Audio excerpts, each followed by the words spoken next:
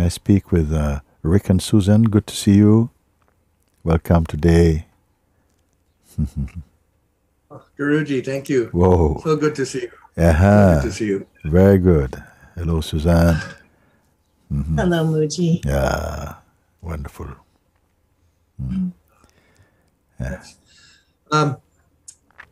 In the midst of emptiness, in the midst of stillness, I find the pendulum swinging, if not getting sucked into the world. You know, the issues of the war, school shootings, nasty politics, nasty people, and it's as if it sucks me out of that place of stillness and emptiness, and then I'm a mess, and trying to figure out how to.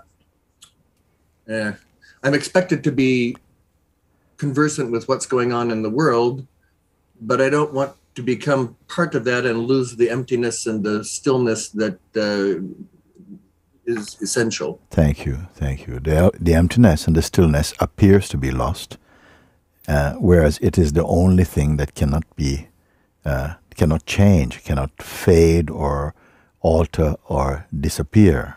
What happens when we have this sense that something has been dislodged, we are again sucked into the field of the body-mind dramas.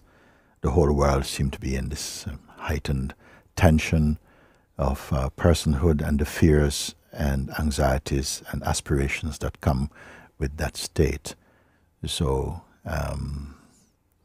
as I said, and I've been sharing from yesterday, as we continue in our own private time to look and to deepen, let's not even limit it to any private time, because all situations and conditions are helping you to recognize, to discern, and to throw the attention back into the abyss of the unmoving self.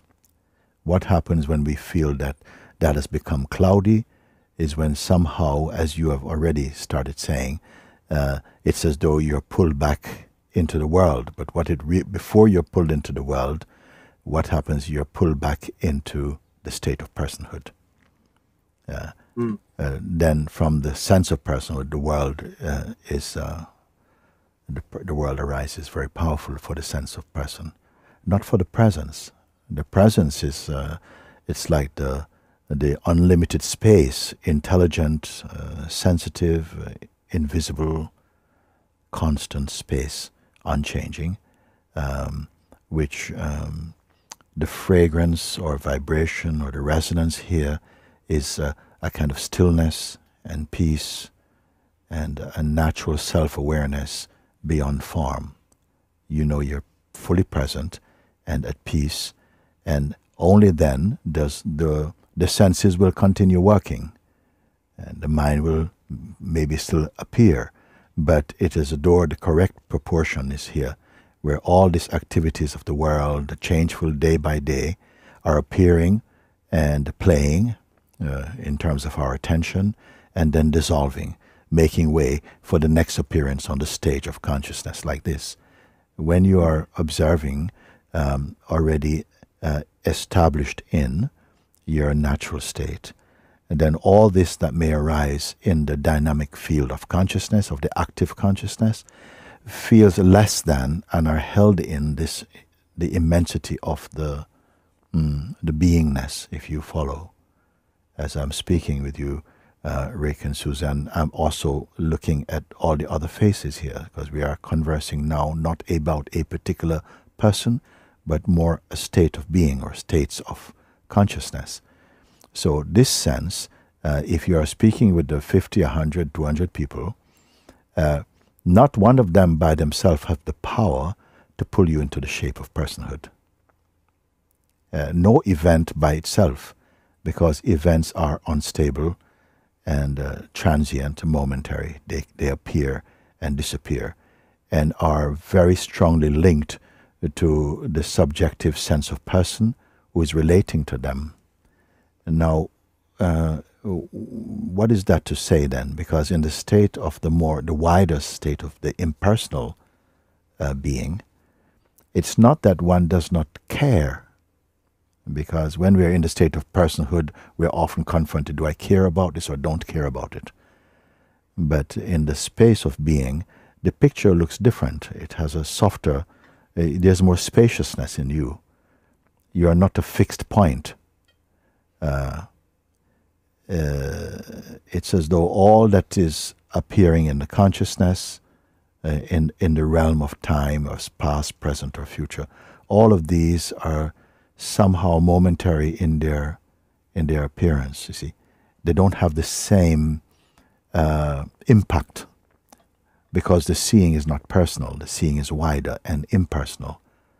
You see, so but this tends to happen if you're in an environment where the mood temperature is very hot, and people are looking to you for answers and so on, and you're easily pulled into the shape that you think they see you to be, and then some turmoil will come. The self is not a point of view. It is very even state, and from here, what happens is that because it doesn't have a perspective and a point of view or an opinion about life, what happens, it addresses each situation in their unique manifestation, and it's as though you don't know beforehand what you are going to say. But being one with that, it is from here that the responses come quite spontaneously, to the extent that you yourself may feel that you are hearing yourself speak for the first time. It's beyond the character and limitation of the character of personhood, you see. Can I put it in a simpler way? No. It's as though sometimes, I remember using an example, supposing, you're surrounded by 100 people are approaching you to hug you, okay? You don't know them, and I say, you say, but I feel terrible about this. I don't want to be involved in this. And I say, let them hug you, but you don't hug anyone. Let it just happen. So what will have to change in you? They are coming, they are surrounding, coming in. And from the personal place, it's going, oh no, I don't like this. This is a crowd, I feel claustrophobic. This is noise of the mind and the person. But I say, no, just remain in your being, and just allow what to happen. Don't judge anything. Allow, but you stay in your formless awareness. So this happens, and all this body is caressed, and people say, I love you, or I hate you, or whatever it is. But you're in the neutrality of your own beingness, you see. Now, I'm not saying by this example, in the position you find yourself in, where you are being asked and people looking to you for answers as a minister or something like that, and somehow you feel, I've got to give them answers, and I've got to give them the kind of answers that they like. Well, actually, when you come from the place of beingness, you are not so much aimed at answers that people like or dislike, but answers that will somehow help them to, let me say something else. When you are established in your own natural state, somehow that gets infused also in those who are with you. It's as they come into your field. It's a more powerful field. Fear is also a strong field. Yeah, anxiety is a field, but serenity and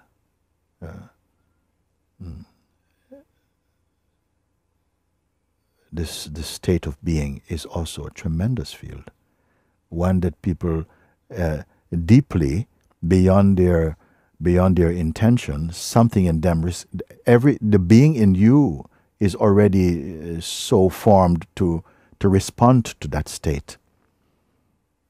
And I've noticed this in a very practical way, very often, without actually doing something. I'm now recalling one example that we went out as a group from Sahaja. We went out to have an evening at a pizza restaurant in the Algarve, a very tourist place. But we find ourselves there. We had booked a table. We arrived there, and it was like a Saturday night, full swing, a lot of noise and very chaotic.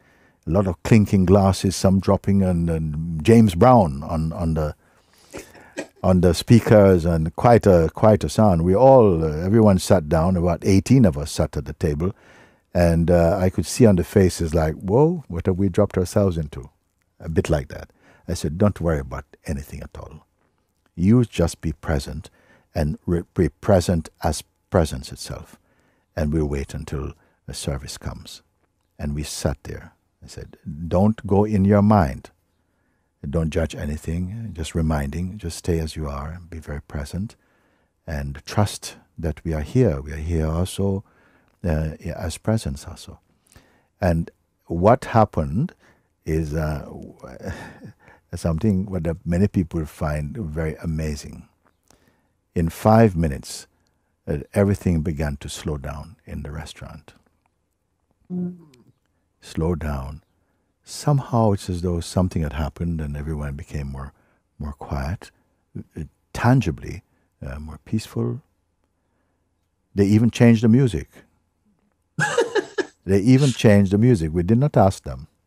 I don't know if anybody, some people in the room was there. Some of my team, they were putting their hands up. They were there to know what I'm speaking. So even the music changed from James Brown, which I like, to nice, some soft Buddha bar music came on, and the atmosphere was changing. Conversations kind of calmed down. The staff became more calm. They came over very nice. Oh, it's lovely to see you. Welcome. And what can we do? And everything. It was so tangible. And it has happened on and on. These things happen. No request. Excuse me, could you turn the music down? Could you change the music? It's a bit noisy. No request made. Sitting only inside your own beingness. No judgment, no resistance, no reaction. Resting inside the very heart of awareness. And the atmosphere changed. Why it changed? Why? These people are not particularly religious people or spiritually minded people necessarily, a full bag. People on holiday also. What happened? And I didn't see that any of them were looking around at each other like, what's going on? Why are we so quiet? Actually, they fell into a kind of silence that felt very natural. So trust in your own beingness, not expecting it to have an impact on your environment, but not that you need to be pulled out to meet the world that is appearing in your mind.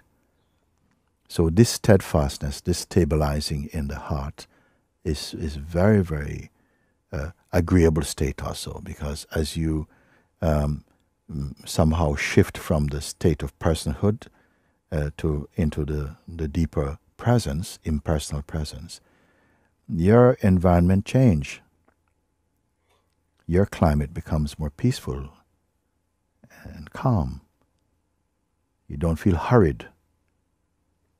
And also the environment around you feels more receptive to that. I will include even animals in that environment, will already respond in a good way. And so this, again, comes back to your own self. Don't mind who is there. It could be politicians, it could be revolutionaries. Well, I don't know how far we get with two strong states of mind like that, but it can happen to such an extent that the energy in the room may be so dynamic, so loud, that if you're grounded, somebody will leave. Some people may leave, and others may just, in a very natural, unprovoked way, settle down in their being. That's the power of your own centeredness. Don't go expecting anything also. Don't feel, okay, I'm going in as being, I'm gonna tranquilize the whole room. No, don't do that, because that I cannot do it.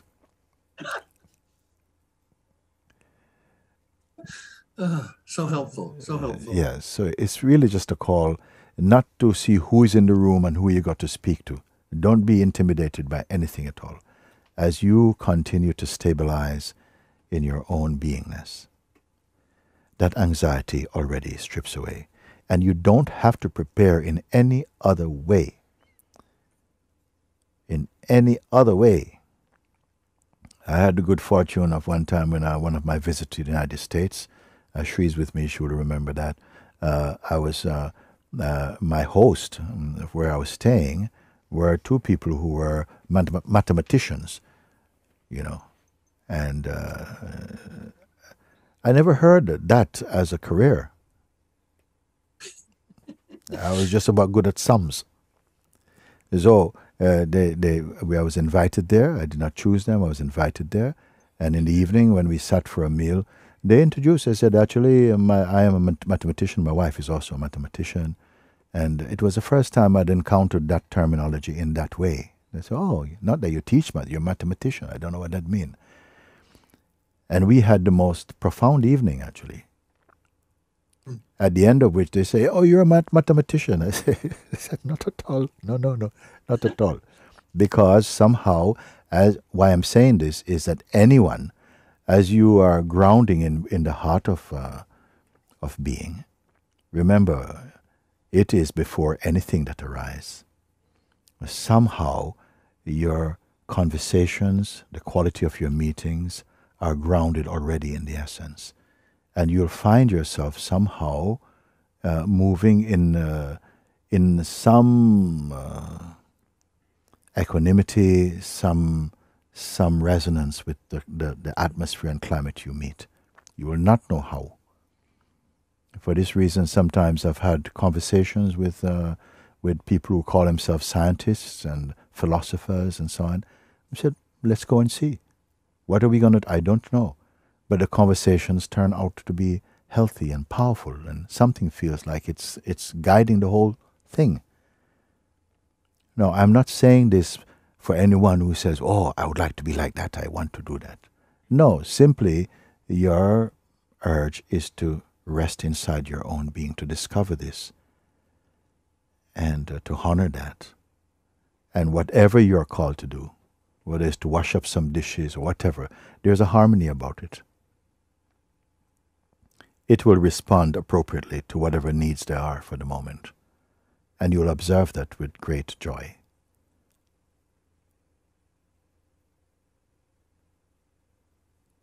This is so helpful. It is as if you have stepped inside of everything I'm experiencing at the moment and provided the antidote. Yes, yes. Yourself is the antidote. Your own beingness is the antidote for innumerable ills and discords and seeming disharmonies. I'm not saying that you have answers for things. I don't have answers. I don't have any answers. I don't even carry the sense that I know anything.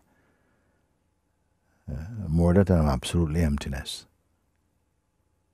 I'm not moving with some preconceived... If I ever move in a place I think, oh, I know this subject, I will get into trouble, I'll tell you. You are the subject.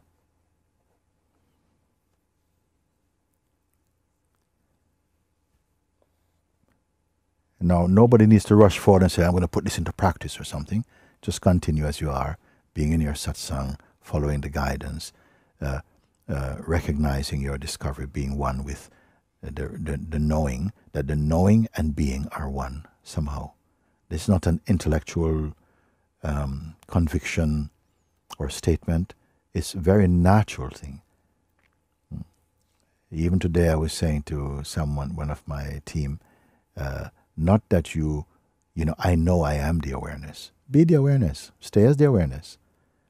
For the one who says, I know I am the awareness, is not the awareness. It's still from the mind coming. And it's not a question of learning to say the right words. You don't need to be eloquent or even elegant. You can be totally unprepared as far as in not doing any research. It's enough to rest in one's being. Sometimes people are not interested in what beingness is, and it doesn't matter. It doesn't matter what environment you find yourself in. Something is already moving in a state of equilibrium and natural harmony, though it is not moving.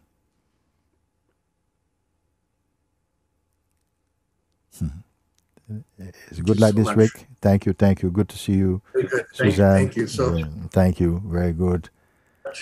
much love to you. Thanks Thank to you. you. Thank you. Same to you. Thank you.